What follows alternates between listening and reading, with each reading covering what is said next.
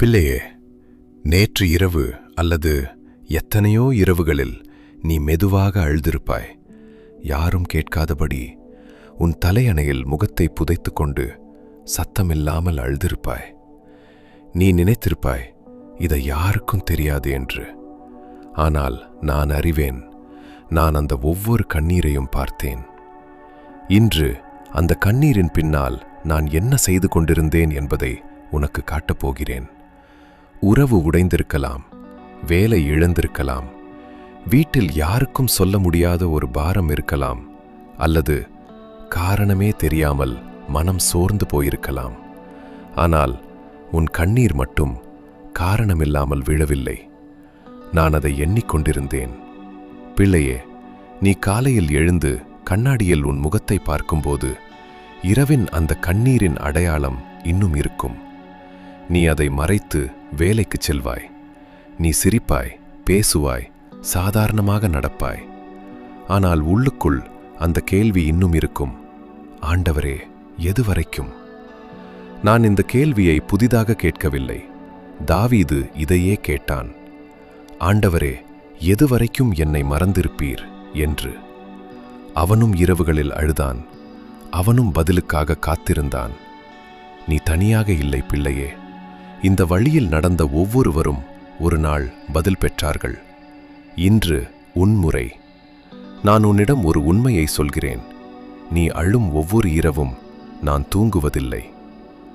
வேதாகமத்தில் சங்கீதம் சொல்கிறது, இஸ்ரவேலை காக்கிறவர் உறங்குவதுமில்லை, தூக்கமடைவதுமில்லை என்று.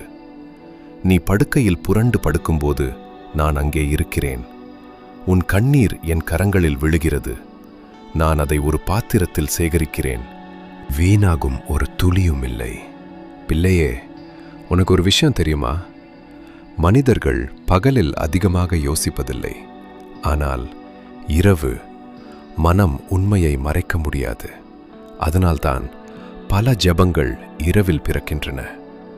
கண்ணீர் பகலில் வருவதில்லை, இரவில் வருகிறது. ஏனென்றால் அந்த நேரத்தில் நீயும் நானும் மட்டும்தான் இருக்கிறோம். பிள்ளையே, ஒருவேளை இன்று நான் தரும் பதில் நீ எதிர்பார்த்தது இல்லை.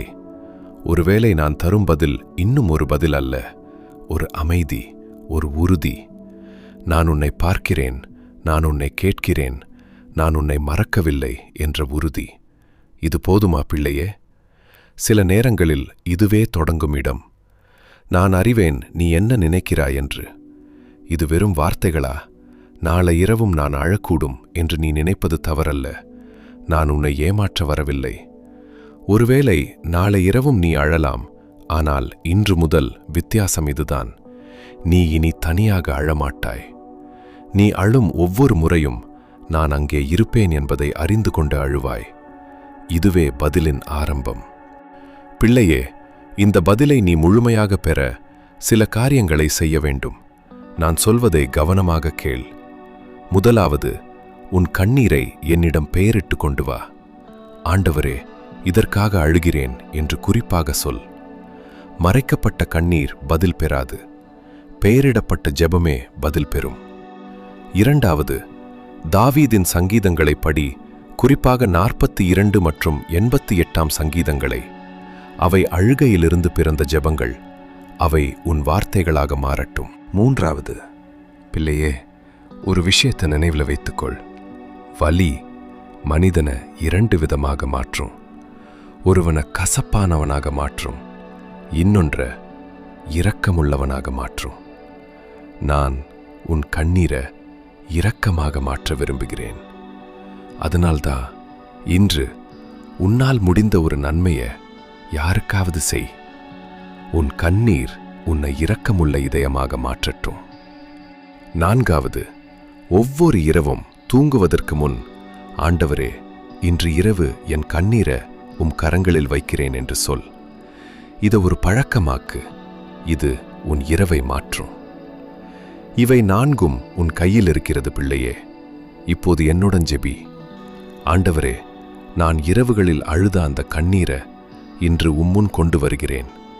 அந்த வலியை, அந்த ஏக்கத்தை, அந்த கேள்வியை, எதுவரைக்கும் என்ற கேள்வியை இன்று உமக்கு ஒப்படைக்கிறேன். நான் இனி தனியாக அழமாட்டேன் என்பதை அறிவேன். ஏனென்றால் நீர் என் ஒவ்வொரு கண்ணீரையும் பார்க்கிறீர். எனக்கு பதிலுக்காக காத்திருக்கும் பொறுமையை தாரும். என் ஏக்கத்தை நம்பிக்கையாக மாற்றும். நன்றி ஆண்டவரே, நீர் என்னை மறக்கவில்லை. நீர் என் கண்ணீரை எண்ணுகிறீர். ஆமென். பிள்ளையே, இன்று இரவு கண்ணீர் வந்தால் அதை நிறுத்த முயற்சி செய்யாதே. அதை என் கரங்களில் விழவிடு. நான் அதை வீணாக்க மாட்டேன். இப்போது நாம் சேர்ந்து ஆமென் என்று சொல்லலாம். இந்த வார்த்தை உங்கள் இதயத்தை தொட்டிருந்தால் ஆமென் என்று கருத்தில் எழுதுங்கள். இந்த சேனலை சப்ஸ்கிரைப் செய்யுங்கள்.